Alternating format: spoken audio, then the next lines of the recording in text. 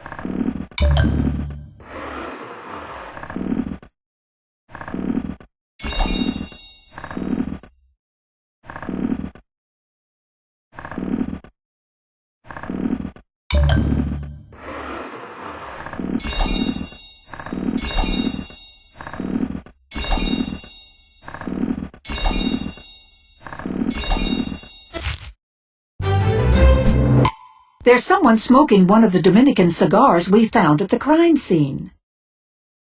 That's Mick Foley. I should have known. He's a notorious loan shark. Enjoying a Dominican cigar, Mr. Foley? As a matter of fact, yeah. Billy Hammond just surprised an intruder on his uncle's boat who smokes the same kind as you. I'll save you some trouble, Sheriff. I was on the Cornelia about an hour ago. What were you doing there?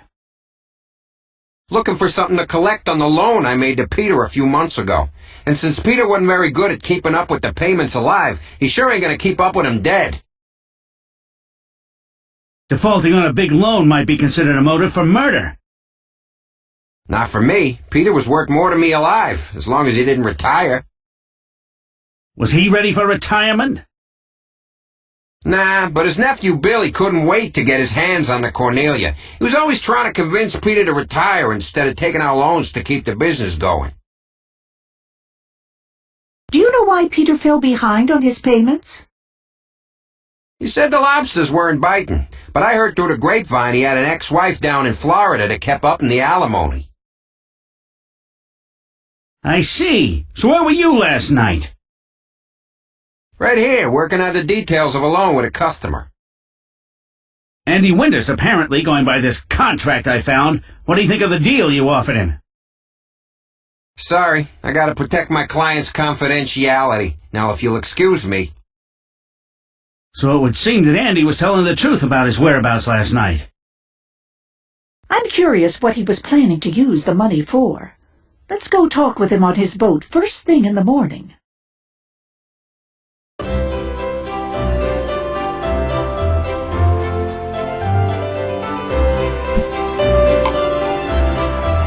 Okay, Andy, we followed up on your alibi at the Harborside Tavern. You met with Mick Foley there to discuss a loan, didn't you? Yeah, I did. With the lobsters getting scarce, I needed the money to get through the season.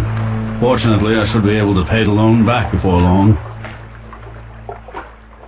Why is that? Heard there was a job opening near the docks. Just a little something to do on the side. You mind if we take a look around? Knock yourself out.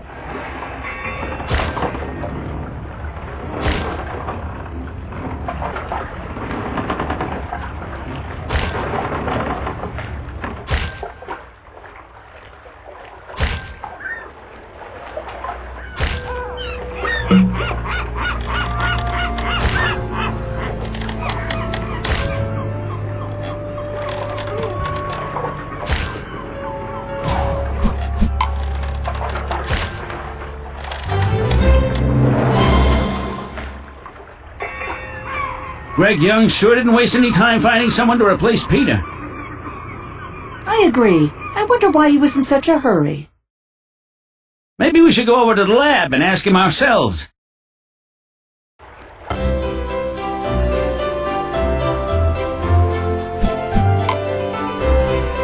It looks like Andy Winters is your new assistant on your research project. I know that replacing him so fast may seem inappropriate in light of Peter's death, but I had no choice. Any lapse in the data collection could ruin a whole season's worth of research. Why are you repainting one of Peter's buoys into Andy's colors? Easier to repaint it than refit another buoy with a new transmitter.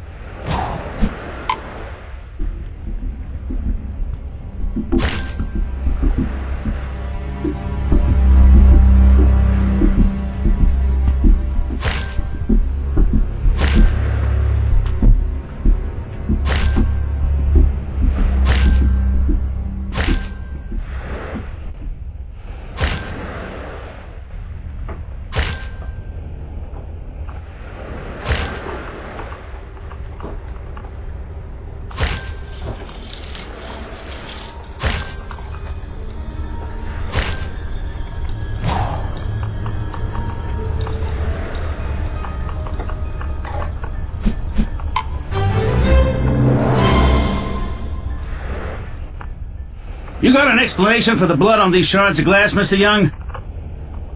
It's simple enough, Sheriff. I dropped a glass cylinder and cut myself when I went to pick up the pieces, and I have the bandage to prove it. So when was the last time Peter visited your lab?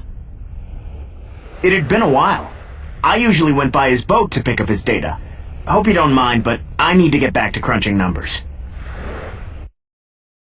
Blood on the floor and on a possible murder weapon? Seth certainly has his work cut out for him. I'll have him check the blood against Greg's to see if his story checks out. Sheriff, I'm pretty sure that Billy Hammond was here at the lab the night Peter was killed. If he has a good explanation for that, I'd like to hear it.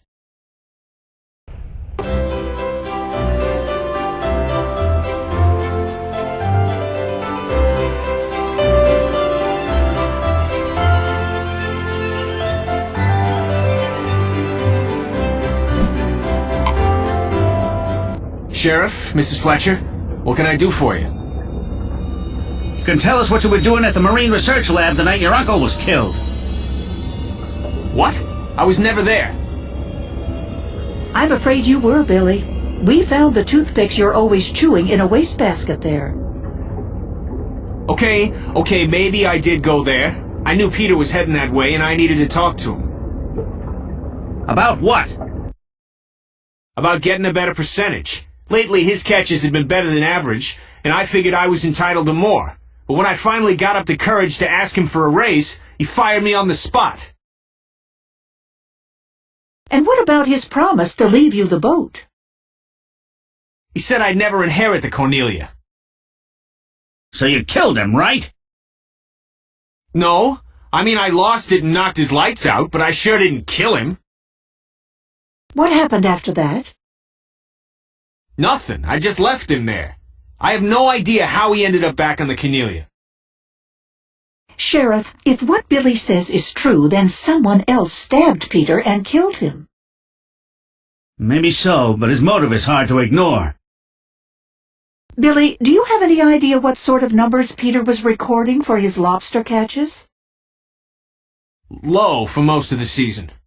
But then a couple of months ago we started getting lucky and began catching a lot more.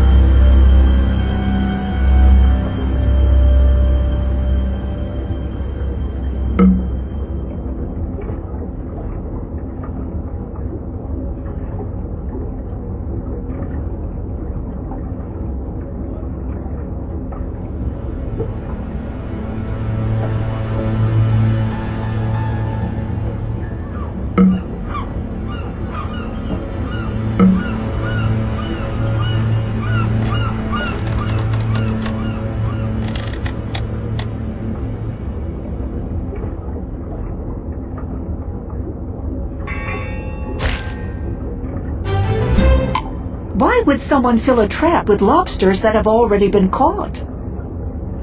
Maybe Jim Price can sort this out. Let's go talk with him. Looks like Jim is out back with some fishermen. Oh, we shouldn't bother him while he's doing business, Sheriff. Let's just take a quick look around the store while we wait.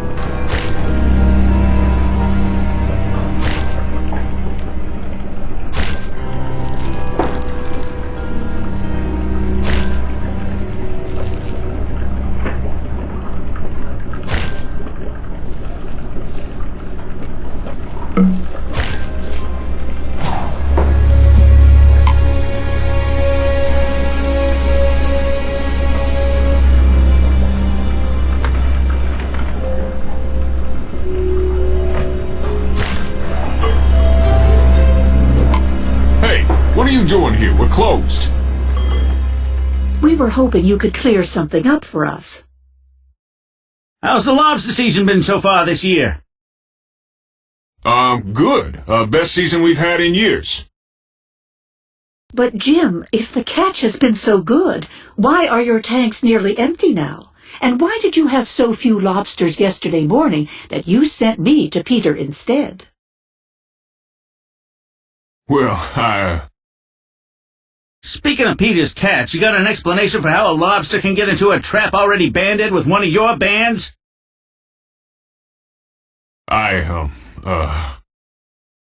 You were putting lobsters from your tanks into Peter's traps, weren't you, Jim? That's why you have that searchlight, to help you find his traps at night.